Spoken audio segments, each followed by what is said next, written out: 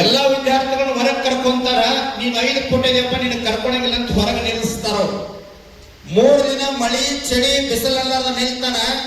ಅವಾಗ ಅಧಿಕಾರಿಗಳಂತಾರ ಅವ್ನ್ ಏನಾರ ಆದ್ರೆ ಸತ್ತಂದ್ರ ನಮ್ಮ ಮೈ ಮ್ಯಾಗ ಬರ್ತದ, ಒಳಗ್ ಕರ್ಕೊ ಅಂತ. ಒಳಗ್ ಕರ್ಕೊಂತಾರ. 9 ತಿಂಗಳು ಟ್ರೈನಿಂಗ್ ಕೊಡ್ತಾರ. ಅವಾಗ ಕೊಟ್ಟ ತಕ್ಷಣ 80 ಜನ ವಿದ್ಯಾರ್ಥಿಗಳು ಇರ್ತಾರ. ನೀ ಏನಾಗ್ತೀನಿ ಅಂತ ಎಲ್ಲರೂ ಕೇಳ್ಕೊಂತ ಬರ್ತಾರ. ನಾ 80 ಜನ ಬಟಾಲಿಯನ್ ಮುಖಂಡ ಆಗ್ತೀನ್ರಿ, ನಾ ನಾಯಕ ಆಗ್ತೀನಿ ಎಲ್ಲರೂ ಹೇಳ್ತಾರ. ಕೊನೆಗೆ 5 ಕೋಟಿನ ಮನುಷ್ಯ ನಿಂತಿರ್ತಾನಲ್ಲ, ಇವನು ಕೇಳಂಗೆ ಇಲ್ಲೋ. ವಾಪಸ್ ಹೋಗ್ತಿರ್ತಾರ. ಸರ್ ನಮಗ್ ಕೇಳ್ರಿ ಎಂದವ. ಅಲ್ಲೋ ನಿನ್ನೇನು ಕೇಳೋದದ ಅಂತಂದ ಕೇಳಿರ ನೋಡ್ರಿ ಎಂದವ. ಅಸಡ್ಡೆಯಿಂದ ಅಧಿಕಾರಿಗಳು ಕೇಳ್ತಾರ ನೀ ಏನಾಗಬೇಕಂತಿ ಅಂತಂದಾಗ ಸರ್ಬಿಯಾ ದೇಶದ 5 ಕೋಟಿನ ವ್ಯಕ್ತಿ ನೆಪೋಲಿಯನ್ ಬೋನಾಪಾರ್ಟ್ ಹೇಳ್ತಾನ, ಸರ್ ಇಡೀ ಯುರೋಪ್ ಖಂಡವನ್ನು ನಾನು ಎಡಗಾಲಾಗಿ ಇಟ್ಕೋಬೇಕಂತೀನಿ ಅಂತ. ಮುಂದೆ 10 ವರ್ಷಗಳ ಅವಧಿಯೊಳಗ ಕುದುರೆ ಮ್ಯಾಗ ಕುಂತ ನಿದ್ದೆ ಮಾಡ್ತಿದ್ದ, 2 ತಾಸು ನಿದ್ದೆ ಮಾಡ್ತಿದ್ದ. ಇಂಗ್ಲೆಂಡ್ ಅಂದ ಹೊರತುಪಡಿಸಿ ಇಡೀ ಎಲ್ಲ ಯುರೋಪ್ ಖಂಡವನ್ನ ತನ್ನ ಸ್ವಾಧೀನದೊಳಗೆ ಇಟ್ಟುಕೊಂಡಿದ್ದ. ಸಾಧನೆ ಮಾಡಬೇಕಾದ್ರೆ ಗಟ್ಟಿ ಮನಸ್ಸು ಬೇಕು. ನಮ್ಮ ರಾಯಬಾಗ್ ಶಾಸಕರು ಹೇಳಿದ್ರಲ್ಲ, ಇಂಗ್ಲಿಷ್ ಮೀಡಿಯಂ ಮತ್ತೊಂದು ಧಾರವಾಡ ಹುಬ್ಬಳ್ಳಿ ಬೆಂಗಳೂರಾಗಿದ್ದ ಕಲಿಬೇಕಂತೇನಿಲ್ಲ. ಇಲ್ಲೇ ನಮ್ಮ ಅಳಗವಾಡಿ ಗ್ರಾಮದವರು ಶಂಕರಾನಂದ್ ಸರ್ ಅವ್ರ ವೃತ್ತಿ ಜೀವನವನ್ನ ನೋಡಿ ನಾನು ಅಧ್ಯಯನ ಮಾಡುವಾಗ ಅವರ ಸಾಕಷ್ಟು ಕೋಚಿಂಗ್ ಸೆಂಟರ್ ಬಂದಾಗ ಅವರ ಜ್ಞಾನವನ್ನು ನೋಡಿಲ್ಲ. ಇಷ್ಟೊಬ್ಬ KS ಅಧಿಕಾರಿ ಆದರೂ ಸಹಿತ ವಿದ್ಯಾರ್ಥಿಗಳ ಜೊತೆ ಸ್ವತಃ ತಂದೆ ತಾಯಿ ಹೆಂಗ ಮಾತನಾಡ್ತಾರ ಆ ರೀತಿಯೊಳಗೆ ವಿದ್ಯಾರ್ಥಿಗಳು ಹಂಚಿಕೊಳ್ತಾರ.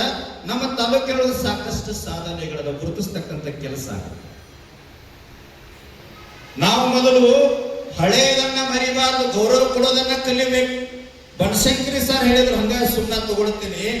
ಸಮಾಜದೊಳಗ ಸಾಧನೆ ಮಾಡಬೇಕಾದ್ರೆ, ಹೆಸರು ಮಾಡಬೇಕಾದ್ರೆ ಒಂದು ರಾಜಕಾರಣಿ ಆಗಬೇಕು, 2ನೇದು ಒಂದು ಬಿಸಿನೆಸ್ ಮ್ಯಾನ್ ಆಗಬೇಕು, ಇನ್ನೊಬ್ರು ಇಲ್ಲಾಂದ್ರೆ ನಮ್ಮ ತಹಸೀಲ್ದಾರ್ ಸಾಹೇಬರಾಗ ಅಧಿಕಾರಿ ಆಗ್ಬೇಕಂತ. ಸರ್ ಮತ್ತೆ ಅಮರೇಶ್ವರ ಮಾರಾದ್ರು 31 ಜನ ಹಗಲು ರಾತ್ರಿ ಸುತ್ತಾಡ್ತಾರೆ, ನಮ್ಮದ್ ನೆನಪು ಮಾಡ್ಕೊಳ್ಳಿ ನೀವು. ಯಾಕ್ರಿ ಪೇರಾಜೋಸ ಎಲ್ಲರೂ ತಗೊಂಡ್ರು. ನಾವು 24 ತಾಸು 31 ಜನ ಅಪ್ಪಗಳು ನಾವು ಹಗಲು ರಾತ್ರಿ ಸುತ್ತಾಕ್ತಿವಿ. ನಮ್ಮದು ಮರ್ತ ಬಿಟ್ರು. ಕರೆ ನೆನಪ ಮಾಡ್ಕೊಳ್ಳಿಲ್ಲ ಸರ್ ಹೇಳ್ಕೊಡೋದು.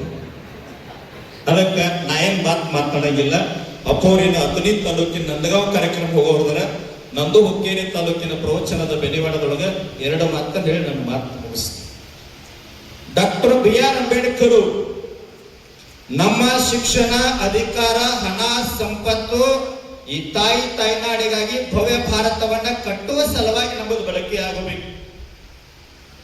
ಡಾಕ್ಟರ್ BR ಅಂಬೇಡ್ಕರ್ ಅವರು ಸ್ವತಂತ್ರ ಹೋರಾಟದ ನಂತರದ ಸಂದರ್ಭದಲ್ಲಿ ಕೋರ್ಟ್ ಒಳಗೆ ವಾದ ಮಾಡ್ತಾ ಇರ್ತಾರೆ. ಮಧ್ಯಾಹ್ನದ ಸಮಯ ಯಾರೋ ಒಂದು ಚೀಟಿ ತಂದು ಕೊಡ್ತಾರೆ, ಅದನ್ನು ಓದಿ ಮತ್ತೆ ಜೇಬಿನೊಳಗೆ ಇಟ್ಕೊಂಡು ಮತ್ತೆ ವಾದ ಮಾಡ್ಲಿಕ್ಕೆ ಪ್ರಾರಂಭ.